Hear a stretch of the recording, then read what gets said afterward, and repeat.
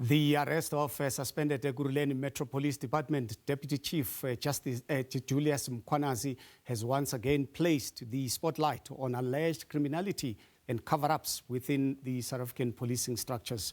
Mkhwanazi and 4 others now face charges linked to the 2022 murder of Emmanuel Mbense, who was allegedly tortured to death before his body was dumped in a dam. The arrests follow explosive testimony before the Madlanga Commission, which exposed the allegations of collusion between police officers and private security personnel and have renewed concerns about accountability, internal corruption, and whether law enforcement institutions are actually capable of policing themselves. To unpack this and what the implications are, we are joined by Willem of the Institute for Security Studies, as well as Lizzy Suping from IPID. Good afternoon to both our guests, and thank you so much for joining us on Week in Review. Lizzy, let me start with you. Some South Africans are of the view that had it not been for the late witness D at the Madlanga Commission, this case would not have been solved. What do you say to those that are expressing that particular view as a start? Thank you, Tabi. So let me just put things into perspective. When this incident happened, a body was dumped at a dam in Duduza, and the case was registered as an inquest. And after the family of Mbense approached IPID, we then had to do preliminary investigations. And that took time because this was a very complex case. And after those preliminary investigations, then the inquest was then changed or reclassified to murder. And we had to follow all the leads which we could get, and also try and get witnesses who could assist, because some of them were afraid to come out, and we had to really work with them and get the information. There were also technical reports that we had to get to assist us to get to the bottom of this case. And yes, Witness D made a presentation at Madlanga, but also our investigators made a presentation at Madlanga. And most of the information that he had or presented is the information that we also had in our records. And also Witness D was a person of interest to us. Unfortunately, he passed on. But that information that he presented, we also had it. And through our hard work or investigative work, because we had to ensure that we conduct a thorough investigation, we had to conduct thorough investigations.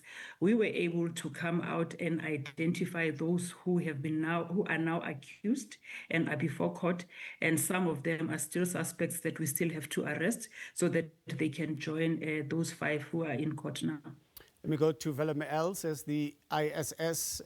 What then do you say to those South Africans who probably are thinking as a result of this that perhaps there is a lot that we don't know that was supposed to be out in the open?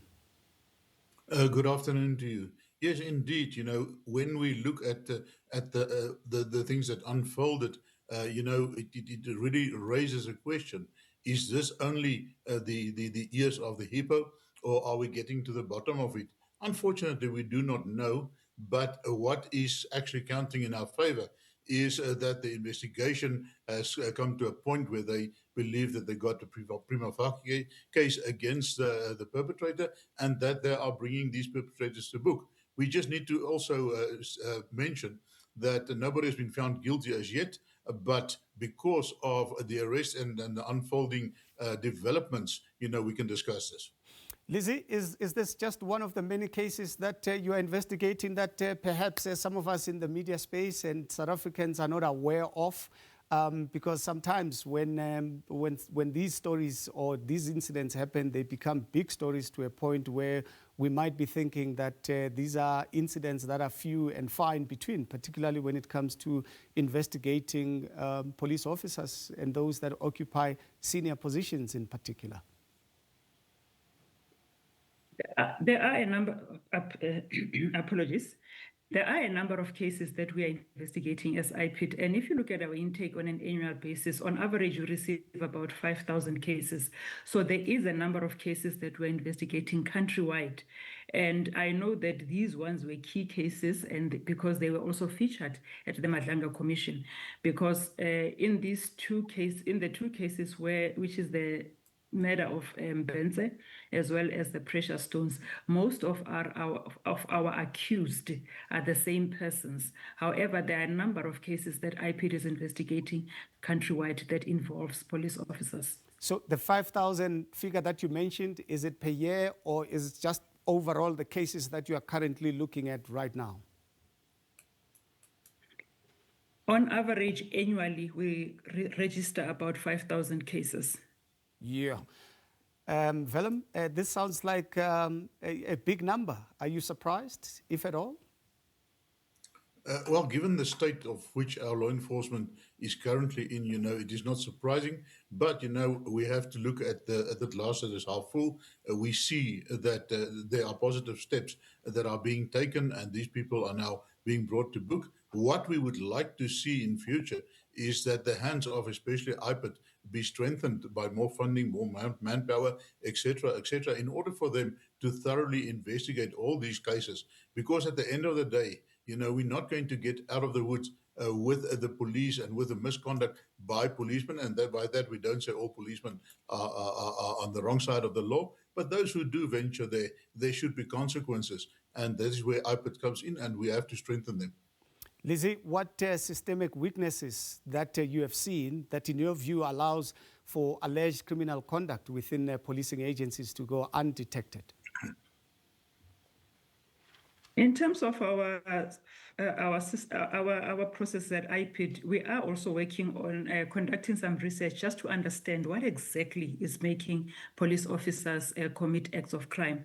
That process is still unfolding at IPID, and we'll be able to share information later once we've gathered the necessary information, and then being able to release a report that would guide as to why exactly are they committing acts of crime. Willem, let me come to you here as an expert because IPID is still looking into the reasons behind all of this. What have you picked up from an institution point of view? Yeah, I think it is very important that we must understand the environment of organized crime and the environment in which they thrive. Now, we can see that conditions in South Africa are actually very, very good for them to thrive because of our weakened policing and judiciary, etc. They actually create an environment for these organized crime syndicates to infiltrate. And the way that they infiltrate is by compromising law enforcement as well as other officials. The fact that the level of infiltration that we see here is quite extraordinary, because we can see that, the higher the person or the what we say, the target in these type of organizations, for instance, in this case, Commissioner Mkhwanazi, the more they will benefit and the more protection they will have. So without that protection, it is very difficult for them to thrive. So they created that conditions with the compromising of the state-embedded actors, as we saw here, in order to thrive. Lizzy, on an average basis, I mean, what's your success rate out of these 5,000 annual cases that you have to deal with? And I suppose, in addition to that question, from a resources point of view, what do you need for you to be more effective? Let me first start with the successes. If I have to look at the year 25-26, in terms of the convictions, criminal convictions that we received in court, we were at 84. However, we had more than 1,000 cases that were enrolled in the courts. But remember, once we've enrolled a case in court, we have to work according to the program of the courts. So in the year 25-26, we had 84 convictions. In terms of capacity, when it comes to IPID, we are very thin on the ground, because on average, annually, an investigator has about 3,000 dockets that they have to deal with. So we really need to, we are working on strategies as well at IPID to see how best are we going to able to reduce the workload per investigator, because we need more resources financially. Yes, we need resources in terms of human capacity, but we have to work with when it comes to financial resources. I think the government is trained, and we have to work with what has been given to us. However, we need to come up with strategies on how best we can reduce that workload. Yeah, even with the success of IPID, Willem, do you think to what extent does it really deal with making sure that the police officers, or men and women who are supposed to be protecting us, understand the value of not committing crime themselves? Are there any other mechanisms that perhaps you think can be implemented to send a strong message? Because as IPID is saying, their success rate is quite impressive, over 80%, but still, nobody wants to hear of any stories that have got to do with a crime being perpetrated by the very same people that are supposed to be preventing it. Yeah, indeed. I think it starts with the strengthening of of the police's internal disciplinary code, and also those people that are perpetrated, that they being brought to book in terms of the internal processes of the police. That will be your first line of defense in order to deter these officials from straying on the wrong side of the law. And secondly, I think IPID is not the enemy of SABC or of the other police agencies. They are actually a friend of those who are doing the right thing and who are above board. They are the people that actually assist them in order to clean up the police. Because if you are a serving police officer and you are not compromised, it's very difficult for you to operate in an environment where the perception of the public is that you are corrupt and you're not doing your job. So I think, with IPID and the police taking hands, strengthening, of course, the hand of IPID, giving them the resources, because there's no way that any person or any detective can effectively investigate 3,000 dockets. It is just impossible. So we have to look at ways, strategies, but also resources allocated to them in order to rectify that. And I think then the trust of the public will, to some extent, be restored when they see that more and more of these rotten apples are being brought to book. Lizzy, let's go back to the whole case of the late Emmanuel Mbense. Give us a sense of the dynamics and what each one of them, at least those that you're investigating, are facing. I'll give you an example. I mean, the story is centered around Mkhwanazi in the main, Julius Mkhwanazi. But in court, his lawyer was literally saying that he arrived after he was killed, and therefore he should not be necessarily equated to everybody else, particularly those that are actively participating in his unfortunate death. Give us a sense of where your investigation and where the portion of the blame is predicated. In terms of those that are before court now and those that still have to be arrested so that they can join those who are in court, all of them are facing a charge of murder, defeating the ends of justice, as well as robbery, because they tortured Mbense until he died, disposed of his body at a dam, and they failed or concealed a crime or failed to report a crime. So hence they are all facing a charge of murder, defeating the ends of justice, as well as robbery, because there is information that when they raided his house, they also took some of the items or his belongings with them. Lizzy, let's also talk and about... all our Yeah, no, sorry, go ahead.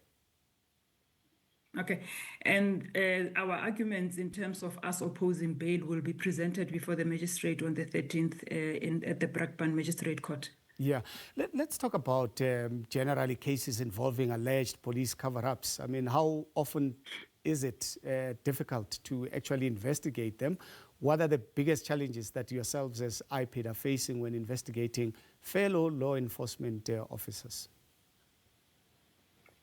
If I may use this very case, this very Mbense case, like I say, a body was disposed of at a dam. It was registered as an inquest. There was no information that was related to this case. So as IPID, we have to ensure that we conduct those independent investigations and come to some sort of outcome through the evidence that we would have collected. And that would then be able to guide us to be able to identify the perpetrators.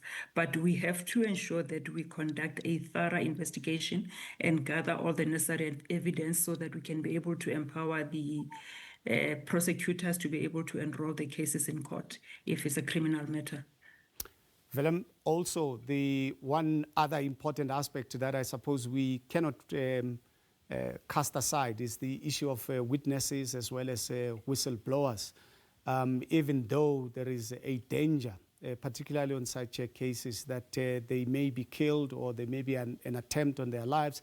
But to what extent has a case like this, for instance, also resuscitated the confidence within those that may want to whistleblow on some of these serious cases or become witnesses to a certain extent? Yeah, I think that, there are two sets of legislation that we are looking at here. In the first place, we have the Whistleblower Act, where people within a company that come forward, so for instance, within the police here, come forward and they blow the whistle, that they should be protected in terms of that law. And that law actually place some onus and some burden on the company or the organization to protect that person as well. We see that there are many loopholes here, and maybe this is the ideal opportunity to revisit the legislation and see whether the Whistleblowing Act actually addresses all the concerns and make it conducive for these people to come forward. And then secondly, we have the Witness Protection Act, and that is basically by the NPA. The NPA manages the process where witnesses that are coming forward are being protected. And we also saw that there seem to be quite a few loopholes there. So what we need to do now, as I said, it is an ideal opportunity, revisit it and strengthen it, because at the end of the day, the public is the eyes and the ear of the investigating officer. They are the ones that are coming forward with the evidence, and they will not do so if they feel threatened and if they feel that they will put themselves into danger. So we have to create an environment by these two legislations in order to create an environment for these people to come forward, to speak up, and let's get those people that are on the wrong side of the law in the dock. Lizzy, I suppose it can be quite a daunting and a very scary exercise to be a witness against a police officer, particularly somebody senior, and also whistleblow, I suppose, on some of these particular aspects. To what extent does IPID also create some sort of a soft landing pad, if you will, to make sure that they are protected while they whistleblow, or if they expose themselves to become witnesses in high-profile cases that involve police officers and others in the security cluster? What we've observed is that most of the witnesses are afraid to come out, but we have to work with them, but also work with the Department of Justice, because the protection of whistleblowers is a responsibility or mandate of the Department of Justice. And during our investigation, and as well as during the court processes, we work quite a lot with the NPA, and that is where they come in terms of the protection of whistleblowers or witnesses.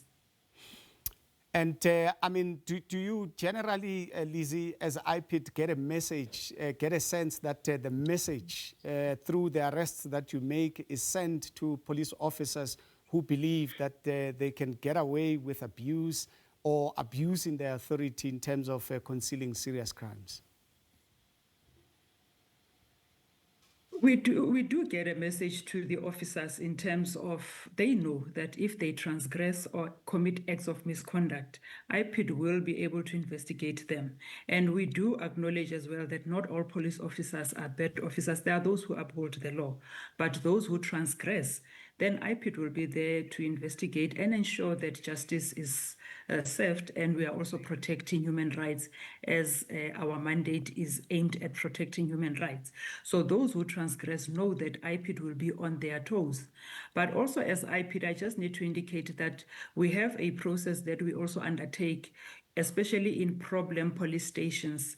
We conduct what we call station lectures with officers to sensitize them about the mandate of IPID, but also to try and encourage them not to find themselves at the wrong end of the law, especially when they are conducting their responsibilities or doing their work. Well, thank you both to my guests for joining us here on Week in Review. Willem of the Institute for Security Studies, as well as Lizzy Suping from IPID. She's the spokesperson there.